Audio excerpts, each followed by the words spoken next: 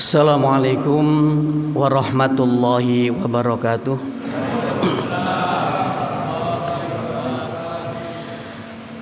A'udzu billahi minasyaitonir rajim. Bismillahirrahmanirrahim. Alhamdulillahi rabbil alamin. Alhamdulillahilladzi hadana li hadza wa ma kunna linahtadiya laula an hadanallah. Asyhadu an la ilaha illallah wahdahu la syarika lah wa asyhadu anna Muhammadan abduhu wa rasuluh. Allahumma salli wa sallim ala sayyidina Muhammad wa ala ali Muhammad, amma ba'd. Qala Allah ta'ala fil Qur'anil Karim, a'udzu billahi minasy syaithanir rajim. Ya ayyuhalladzina amanu kutiba alaikumus syiyamu kama kutiba alal ladzina min qablikum la'allakum tattaqun. Shadaqallahul adzim. Saudaraku ma'asyiral muslimin, sidang jamaah salat subuh Masjid Radhatul Falah yang insyaallah dimuliakan oleh Allah. Amin.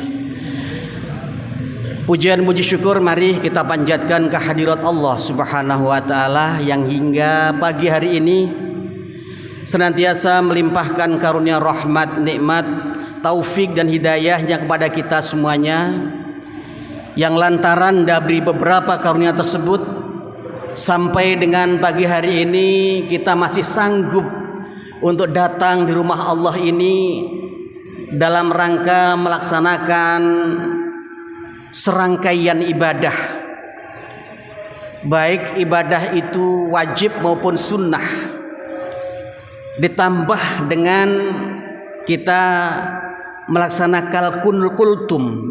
Mudah-mudahan apa yang kita lakukan sampai dengan saat ini, baik yang wajib maupun yang sunnah, berupa puasa, sholat sunnah kita, tarawih kita, sedekah kita, dan lain-lain ibadah yang kita niatkan lillah karena Allah, diterima oleh Allah sebagai amal soleh bagi kita semuanya, dan dijadikan sebagai media sarana untuk menghapus dosa-dosa kita yang telah lalu.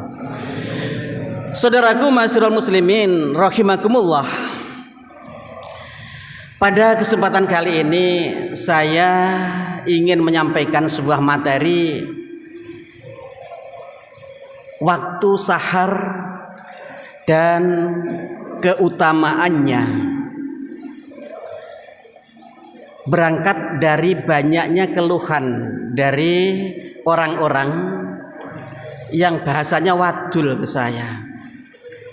Ada orang yang melakukan puasa itu ngomongnya gini, saya tuh seneng sebetulnya itu kalau ada bulan Ramadan itu seneng, ada tapinya, tapi saya tuh susah lek pas sahur, susah. Katanya itu ada yang mengatakan, aku tuh baru lihat makanan itu loh sudah enak, apalagi disuruh sahur. Kayak gitu ada. Lah, berangkat dari yang seperti ini perlu ada tindak lanjut. Tidak cukup hanya kita dengarkan tapi nggak ada solusinya.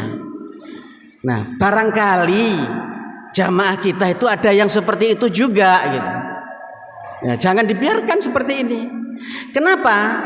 Pernyataan seperti tadi itu kayaknya itu benar gitu. Tapi itu sebetulnya itu mengandung keluhan, mengandung perasaan nggak enak, dan itu mungkin kita bisa melihatnya bahwa itu loh ciri-ciri orang yang nggak ikhlas beribadah itu.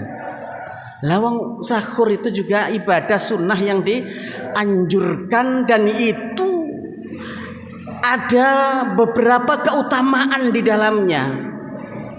Ketika kita berkeluh kesah, berarti ya perlu dipertanyakan, kenapa kok begitu? Jawabannya adalah yang ada di dalam dada kita ini, iman kita. Ini iman tenanan apa setengah iman atau gak patah iman atau ya apa gitu. Oleh sebab itu pada kesempatan kali ini saya berupaya untuk Gimana caranya bisa kita tidak seperti itu? Tidak cukup hanya kita ngomong tok, tapi harus ada bukti. Saudaraku, Allah berfirman di dalam surah Az-Zariyat ayat yang ke-18. A'udzubillahi minasyaitonir rajim. Wabil ashari hum yastaghfirun. Shadaqallahul azim. Dan pada waktu-waktu sahar mereka beristighfar. Waktu sahar itu waktu yang limit waktunya sedikit sekali. Di mana letaknya ini? Di penghujung malam menjelang terbit fajar atau sampai pada adzan itu, adzan subuh itu. Kurang lebih 50 ayat suci Al-Qur'an dibacakan. Atau kalau kita ukur waktu 25 sampai 30 menit itu waktu sahar. Waktu yang istimewa, waktu yang apabila doa dipanjatkan, doa itu mustajabah. Makanya jangan kita mengabaikan terhadap perbuatan yang namanya sahur. Kenapa? Waktunya namanya sahar, perbuatannya namanya sahur. Sahar ini jamaknya ashar. Jadi kita harus garis bawahi dulu biar kita tahu kemana arahnya. Kita bicara itu. Nah, ketika kita menemui apa namanya waktu sahar tersebut, apa yang kita lakukan? Di antara tuntunan yang diajarkan ketika kita besoknya mau puasa adalah makan sahur. Lalu kalau kita besoknya nggak puasa, katakan pas bulan-bulan di luar bulan Ramadan, apa yang kita lakukan? Dalam surat Az-Zariyat ayat 18 yang sudah kami bacakan di depan, kita lakukan di waktu sahar itu untuk membaca istighfar yang sebanyak-banyaknya. Di situ disebutkan hum yastaghfirun. Hum itu siapa? Pada ayat 15-nya, ini ayat 15, 16, 17 sampai 18 itu sebetulnya berurutan. Cuma kalau kita mau bahas semuanya nggak cukup waktunya. Di situ disebutkan bahwa mereka itu atau hum itu yang dimaksud adalah orang yang bertakwa, calon penghuni taman-taman surga. Kalau kita kepingin menempati di sana, maka ya kita mulai dari sekarang. Jangan kita anti terhadap waktu-waktu sahar ini atau menganggap Allah ngono aku tahu krungu misalnya, tapi nggak dilaksanakan ya padha wae. Kita ketika sudah dapat ilmu ada seperti itu, ternyata Al-Qur'an menyatakan seperti itu, ya kita laksanakan, kita tindak lanjuti. Saudara, di situ yang diutamakan adalah ampunan Allah. Kadang kita kalau disuruh milih mana? Ampunan Allah atau uang 1 juta? Mikir kan? Ya, jelas milih ampunan Allah lah. Gak ada pilihan yang ketiga. Adanya cuma pilihan 2 ini. Ampunan Allah apa uang 1 juta? Ya pilih ampunan Allah. Kenapa? Karena kita sudah diampuni oleh Allah, ya kita dipanggil oleh Allah yang namanya sudah diampuni kok. Setelah mendapat ampunan Allah, kita dipanggil oleh Allah, ya sudah kita menempati tempat yang namanya taman-taman surga. Surga itu luar biasa kenikmatannya, terus kemudian kita menempati di tamannya, kaya apa indahnya. Kita nggak bisa membayangkan dibandingkan dengan suasana dunia yang sekarang ini, yang fana ini. Saudaraku ma'asyiral muslimin rahimakumullah. Lalu untuk mendapatkan ampunan Allah itu kira-kira jalannya bagaimana? Apa cukup dengan istighfar? Dalam bulan Ramadan ini ada hadis yang terkenal. Siapa yang puasa pada siang harinya, dasarnya iman dan semata-mata mengharap ridho Allah atau mengharap pahala dari Allah, maka dia akan diampuni dosanya yang telah lalu. Man shoma ramadhana imanan wa ihtisaban ghufira lahu ma taqaddama min dzambi. di malam harinya, man shoma ramadhana man qoma ramadhana imanan wa ihtisaban ghufira lahu ma taqaddama min dzambi. Barang siapa yang malam harinya mendirikan salat tarawih, maka akan diampuni dosa-dosanya yang telah lalu. Ulama berbeda pendapat di sini. Ketika bicara ampunan, sing diampuni menurut sebagian ulama mengatakan seluruh dosanya diampuni oleh Allah. Kalau kita betul batal puasanya itu didasarkan iman dan semata-mata mengharap pahala dari Allah. Ada ulama yang lain mengatakan itu yang diampuni itu dosa-dosa kecil, dosa gedene seutuh gitu, gak kesenggol blas. Ada yang mengatakan seperti itu. Saudara, saya tidak mau terjebak pada perbedaan pendapat para ulama. Cuma saya ingin memberikan solusi. Solusinya apa? Kalau di situ diperdebatkan oleh ulama dosa besar atau dosa kecil, tapi ada cara, mumpung kita juga masih Ramadan, di mana yang namanya pengampunan Allah itu ditebar untuk kita orang-orang yang beriman ini, maka yang satu ini tidak ada yang membantah atau yang melaininya. Apa itu? Taubatan nasuha. Taubat yang benar-benar taubat. Disyaratkan satu, kita menyesali dosa masa lalu. Dua, kita berjanji tidak akan mengulangi dosa-dosa yang pernah diperbuat masa lalu. Tiga, kita akan mengganti dosa-dosa masa lalu atau perbuatan jelek kita, perbuatan jahat kita masa lalu dengan perbuatan-perbuatan baik di masa sekarang dan yang akan datang selama nyawa ini masih ada di kandung badan.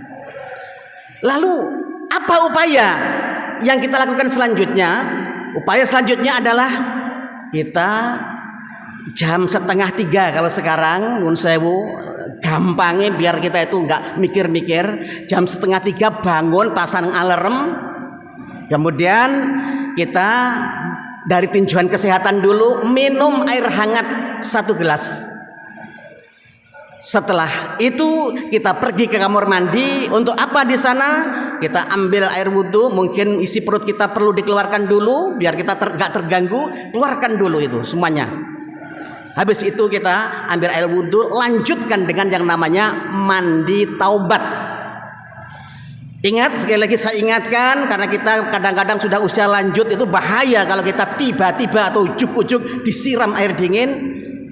Lakukan tahapan seperti petunjuk kesehatan, menyiram dari bawah dulu, kaki dulu, ke atas, sampai ke pundak. Laksanakan berhenti di situ dulu, sabun yang bersih. Habis itu baru kita membasuh kepala dengan niat kita mandi taubat. Setelah bersih semuanya, kita ambil wudhu lagi untuk melaksanakan sholat 2 rakaat, sholat taubat. Ingat, saya ingin menyampaikan biar kita itu betul-betul taubat.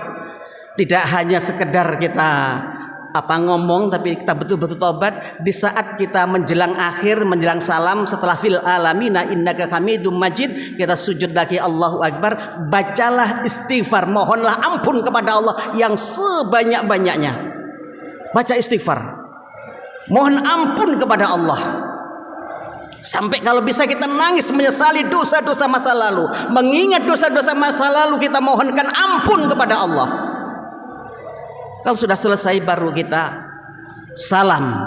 Habis itu berdiri lagi, lakukan sholat yang namanya sholat hajat. Hajat kita terkait dengan sholat tobat kita, mohon ampun kepada Allah.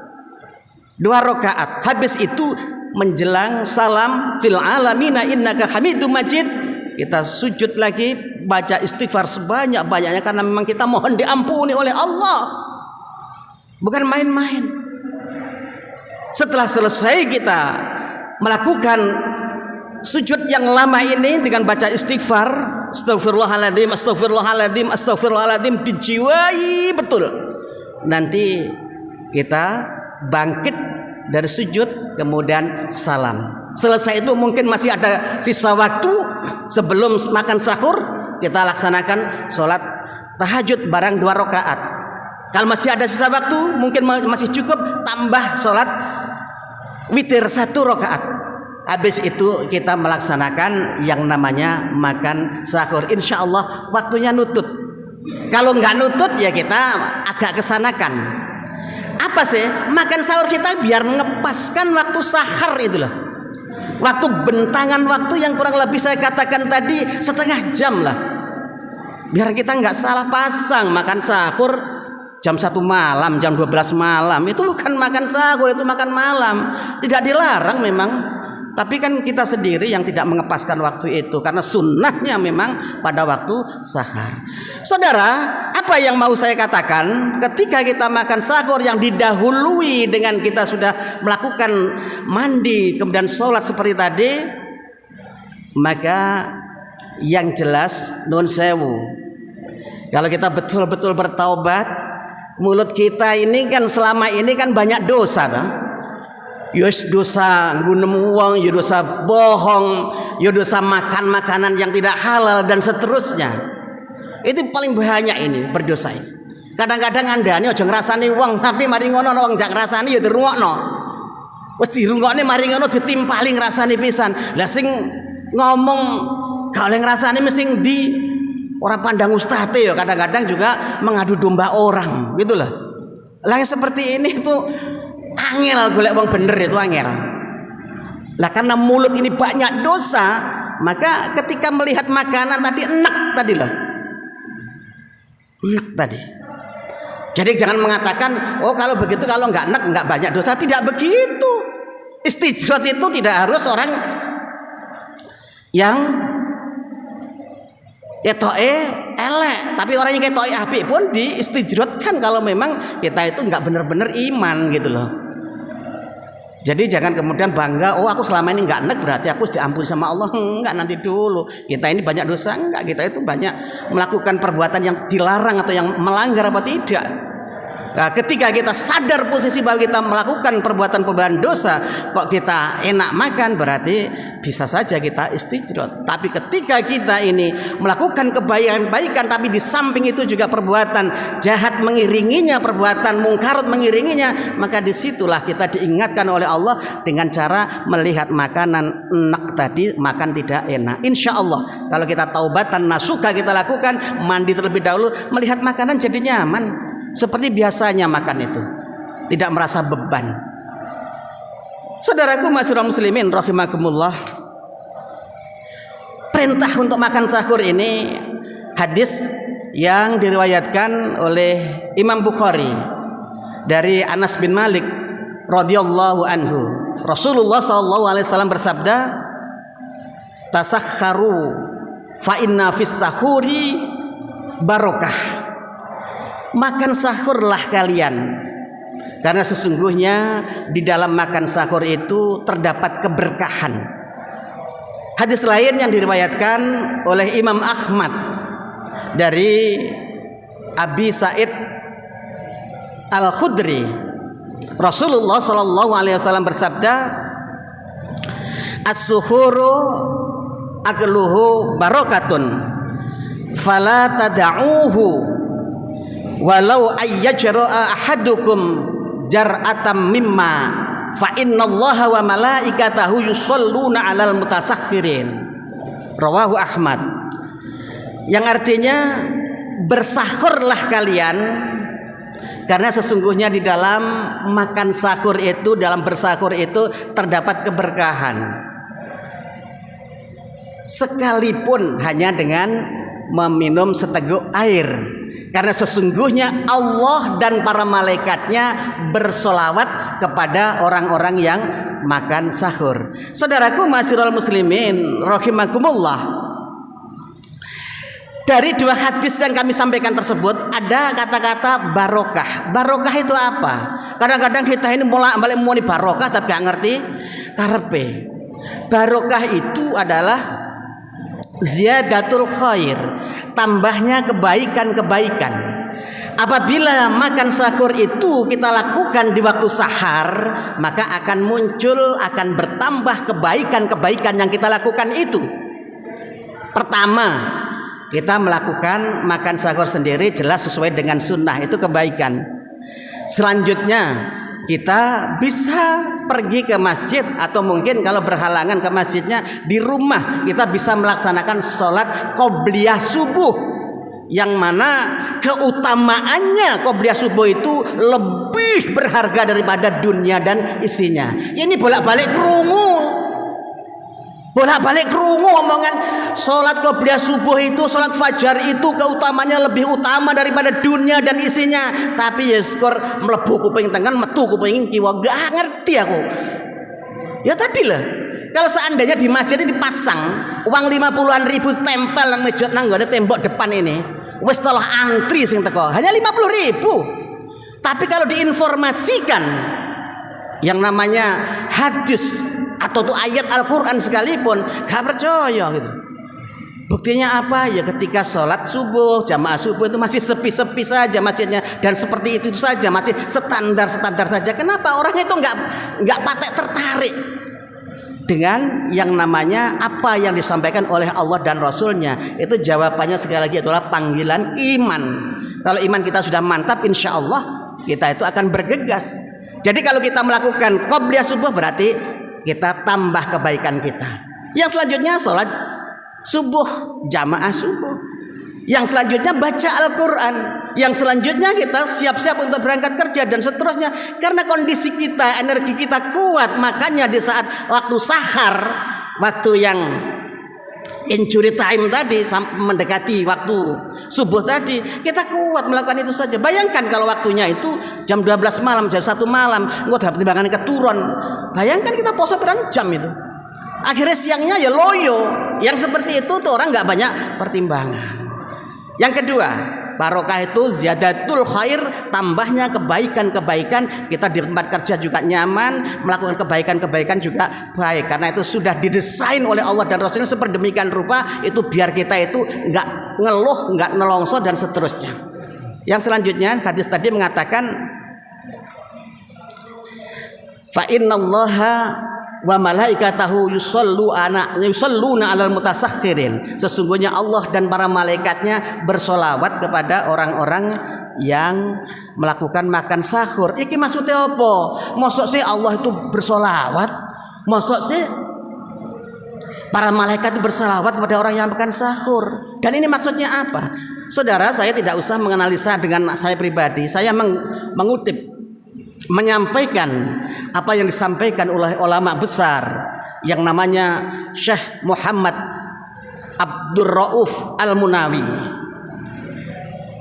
Dalam kitabnya Faidul Qadir, beliau mengatakan maksud daripada Allah bersolawat kepada orang-orang yang melakukan makan sahur itu adalah Allah menurunkan rahmatnya kepada orang yang melakukan makan sahur. Lalu maksud malaikat bersolawat apa? Malaikat bersolawat maksudnya adalah malaikat mendoakan, memohonkan ampun kepada orang yang melakukan makan sahur. Itulah keutamaannya, keberkahannya ketika kita melakukan makan sahur pada waktu sahar. Jangan sampai kita mengabaikan itu. Kalau kita masih ada sisa waktu, mungkin ada tarhim itu, kita baca, kita isi sebanyak-banyaknya. Tadi kan hum yastaghfirun, cirinya orang calon penghuni surga, cirinya orang yang bertakwa itu adalah beristighfar. Isilah dengan istighfar. Kata-kata lain tuh buang dulu lah, ngobrol dan sebagainya. Apalagi na'udzubillah min dzalik, waktu sahar diisi dengan nyanyi-nyanyi lah apa? Diisi dengan istighfar.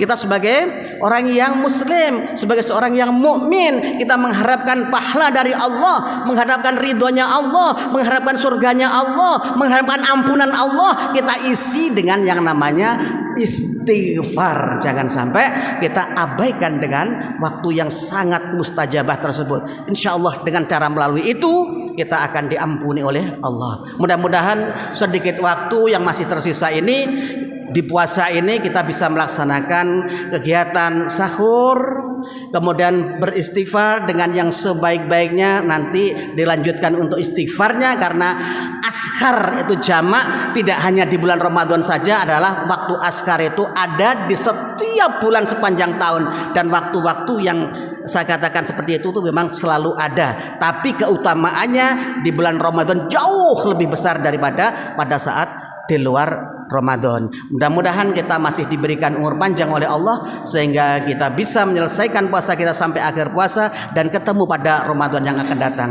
Mudah-mudahan Allah mengampuni kepada kita, menuntun kepada kita untuk bisa memilih jalan-jalan hidup yang diridhoi dan kita dijauhkan dari jalan-jalan hidup yang dimurkai sehingga hidup kita bahagia sejak di dunia sampai di akhirat kelak. Allahumma amin. Mari kita sejenak bermunajat kepada Allah untuk memohon kepada Allah, mudah-mudahan kita senantiasa mendapat ampunan Allah. Allahumma shalli wa sallim ala sayyidina Muhammad wa ala ali Muhammad walhamdulillahi rabbil alamin. Allahumma ghafir lil muslimina wal muslimat wal mu'minina wal mu'minat al ahya'i minhum wal amwat. Allahumma rabbana taqabbal minna salatana wa siyamana wa qiyamana wa ruku'ana wa sujudana wa qu'udana wa tadarru'ana wa takhashu'ana wa ta'abbudana wa tammim taksirana ya Allah ya Allah ya Allah ya arhamar rahimin. Rabbana atina fid dunya hasanah wa fil akhirati hasanah wa qina adzabannar wa qina adzabannar wa qina adzabannar wa adkhilnal jannata ma'al abrar ya aziz ya ghaffar ya rabbal alamin. Subhana rabbika rabbil izzati amma yasifun wa salamun alal mursalin walhamdulillahi rabbil alamin. Ada kurang lebihnya mohon maaf. Billahi taufiq wal hidayah. Wassalamu alaikum warahmatullahi wabarakatuh.